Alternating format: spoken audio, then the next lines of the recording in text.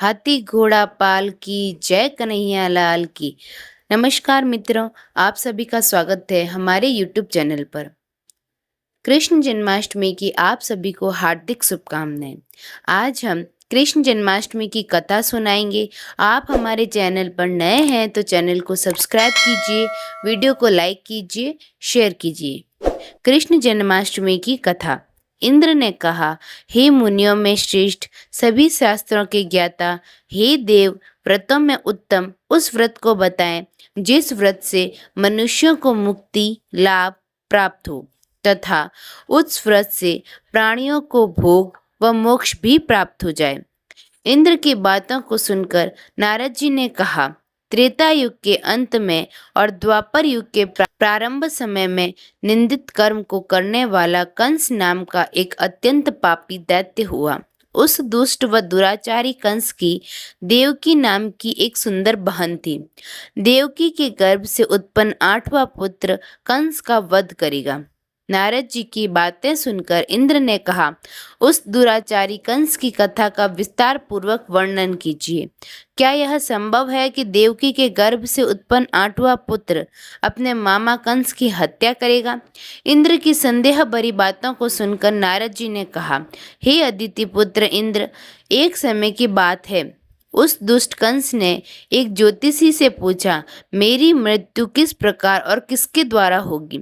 ज्योतिषी बोले, हे दानवों में श्रेष्ठ कंस, वसुदेव की पत्नी देवकी, जो वाक्पटु है और आपकी बहन भी है, उसी के गर्भ से उत्पन्न उसका 8वां पुत्र, जो कि शत्रुओं को भी पराजित कर इस संसार में कृष्ण के नाम से विख्यात होगा, वही एक समय सूर्योदय काल में आपका वध करेगा।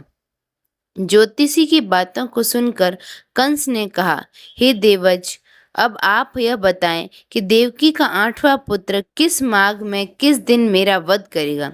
ज्योतिषी बोले, हे महाराज, माघ मास की शुक्ल पक्ष की तिथि को 16 कलाओं से पूर्ण श्री कृष्ण से आपका युद्ध होगा। उसी युद्ध में वे आपका वध करेंगे। इसीलिए हे महाराज, आप अपनी रक्षा यत्नपूर्वक करें। इतना बताने के पश्चात नारद जी ने इंद्र से कहा, ज्योतिषी द्वारा बताए गए समय पर ही कंस की मृत्यु कृष्ण के हाथ निसंदेह होगी। तब इंद्र ने कहा, हे मुनि, उस दुराचारी कंस की कथा का वर्णन कीजिए और बताएं कि कृष्ण का जन्म कैसे होगा तथा कंस की मृत्यु कृष्ण द्वारा किस प्रकार होगी। इंद्र की बातों को सुनकर नारद जी ने पुनः कहना प्रारंभ किया।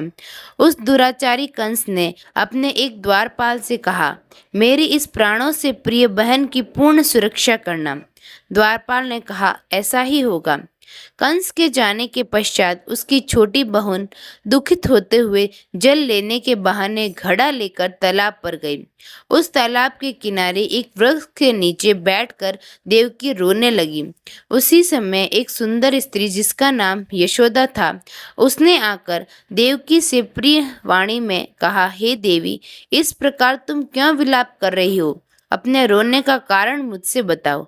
तब दुखी देवकी ने यशोदा से कहा, हे बहन, नीच कर्मों में आसक्त दुराचारी मेरा ज्येष्ठ भ्राता कंस है।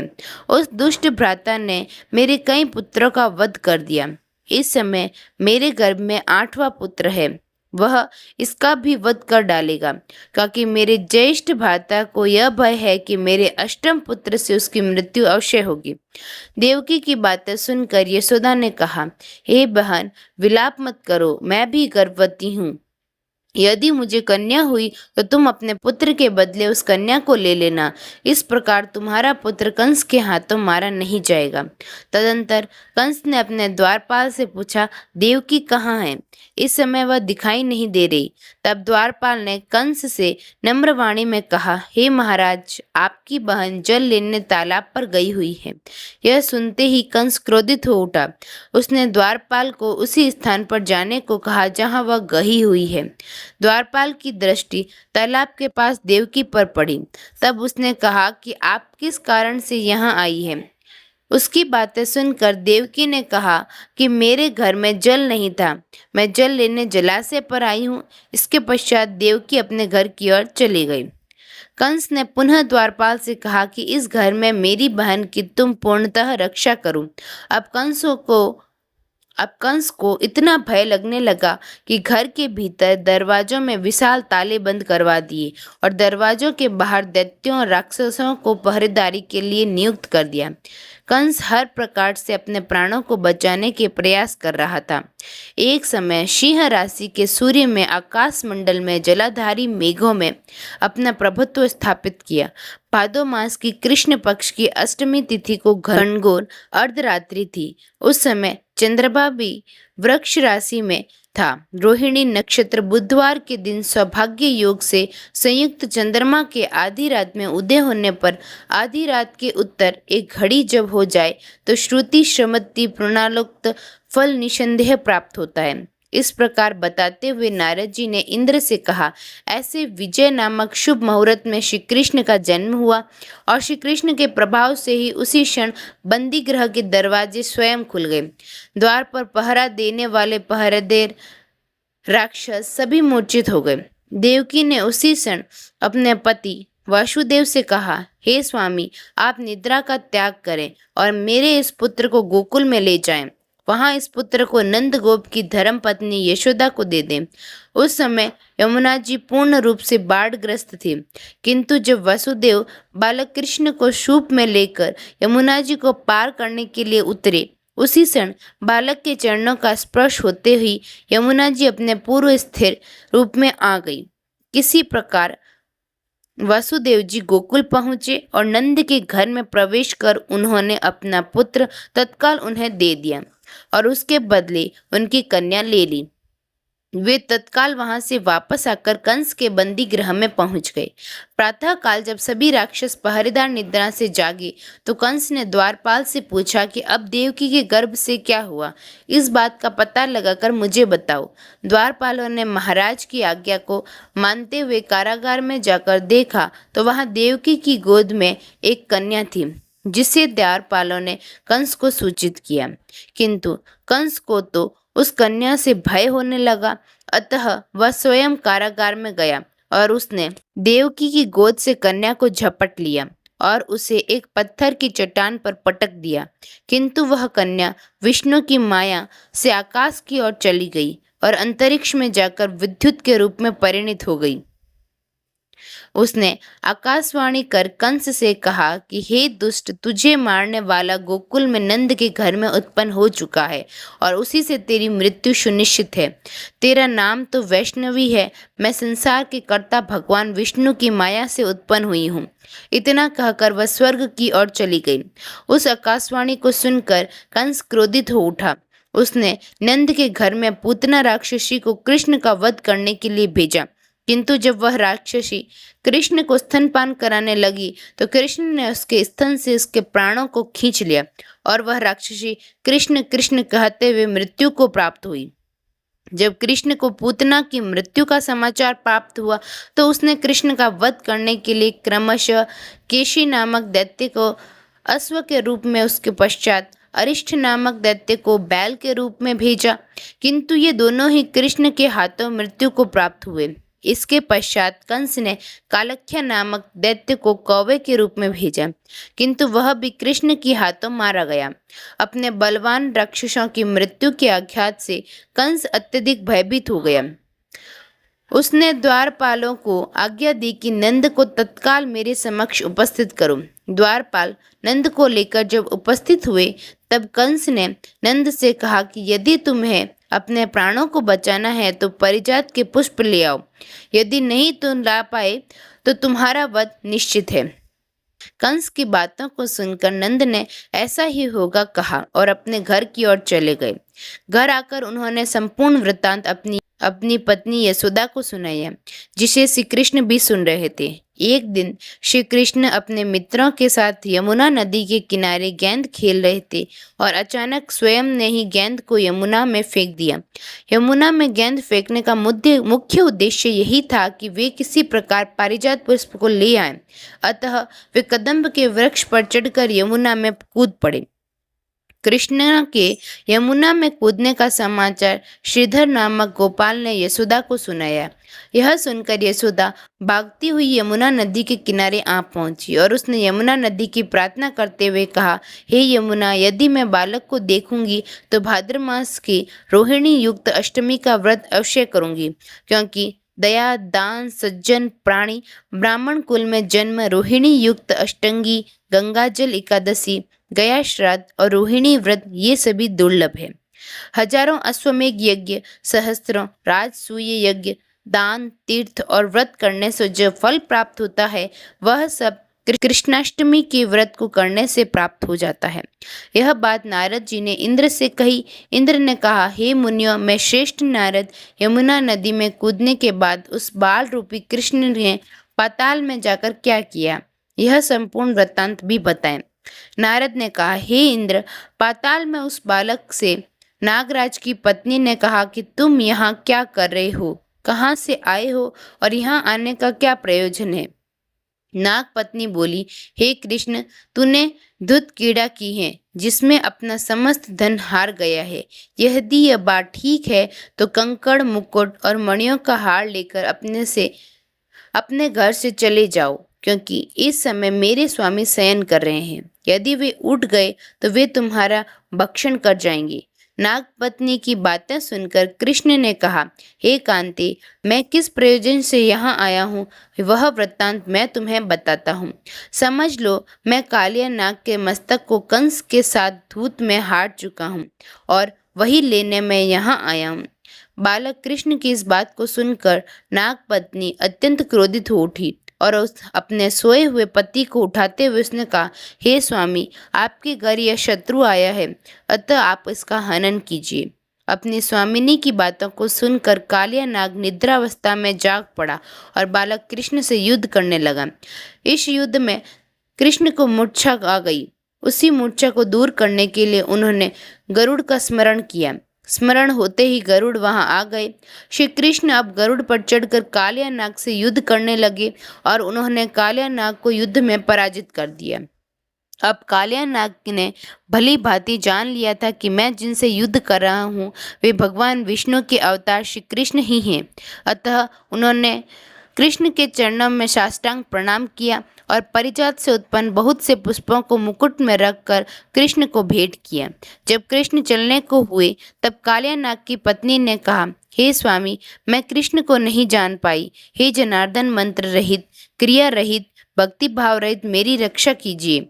हे प्रभु, मेरे स्वामी, मुझे वापस दे।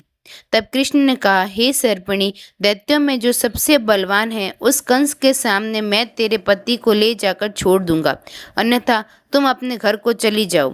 जब कृष्ण कालिया नाग के फन पर नृत्य करते हुए यमुना के ऊपर आ गए तद कालिया की फुकारा से तीनों लोग कंपायमान हो गए। अब कृष्ण कंस की मथुरा नगरी को चल दिए। वहां कमल पुष्पों को देखकर यमुना के मध्य जलाशय में वह कालिया सर्प भी चला गया। इधर कंस भी विस्मित हो गया तथा कृष्ण प्रसन्नचित होकर गोकुल लौट आए। उन्हें गोकुल आने पर उनकी माता यशोदा ने विभिन्न प्रकार के उत्सव किए। अब इंद्र ने नारद जी से पूछा, हे महामुने, संसार के प्राणी बालक श्री कृष्ण ने आने पर अत्यधिक आनंदित हुए। आखिर श्री कृष्ण ने क्या क्या चरित्र किए वह सभी आप मुझे बताने की कृपा करें। नारद ने इंद्र से कहा, मन को हारने वाला मथुरा नगर यमुना नदी के दक्षिण भाग में स्थित है। वहाँ कंस का महाबलशाली भाई चाणूर रहता था। उस चाणूर से श्री कृष्ण के मलय युद्ध की घोषणा की गई। हे इंद्र, कृष्ण और चाणूर का मल्ल युद्ध अत्यंत आश्चर्यजनक था। चाणूर की अपेक्षा कृष्ण बाल रूप में थे। भेरी, शंख और मृदंग के शब्दों के साथ कंस और केसी इस युद्ध को मथुरा की जनसभा के मध्य में देख रहे थे।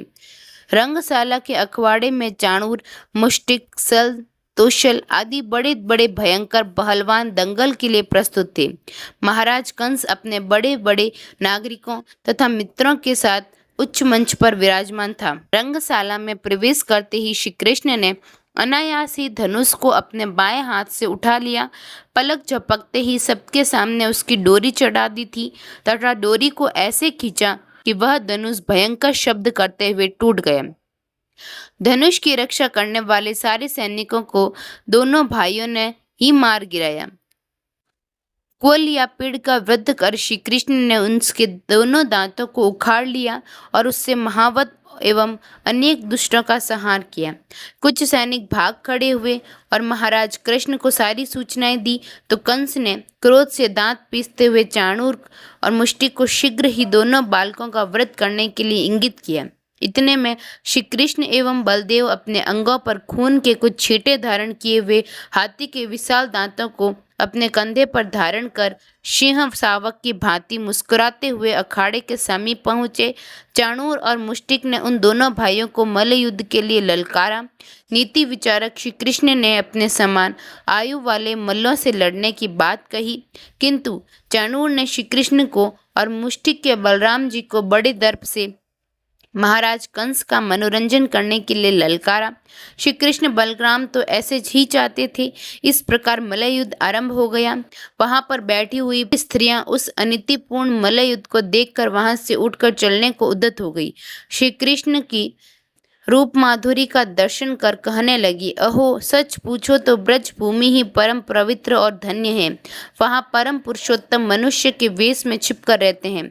देवादिदेव महादेव शंकर और लक्ष्मी जी जिनके चरण कमलों की पूजा करती हैं, वे ही प्रभु वहाँ रंग बिरंगे फूलों की माला धारण कर कर गौओं के पीछे पीछे शाखाओं और बलराम जी के साथ बांसुरी बजाते और नाना प्रकार की क्रियाएं करते हुए आनंद से विचरण करते हैं। श्री कृष्ण की इस रूप माधुरिमा का आस्वादन केवल ब्रजवासियों को एवं विशेषकर गोपियों के लिए सुलभ है। वहाँ के मयूर, शुक, क्षारी, गौएं, बछड़े तथा नदियाँ सभी धन्य हैं। वे स्वच्छंद रूप से श्री कृष्ण की विविध प्रकार की धूरियों का पान करके निहाल हो जाते हैं।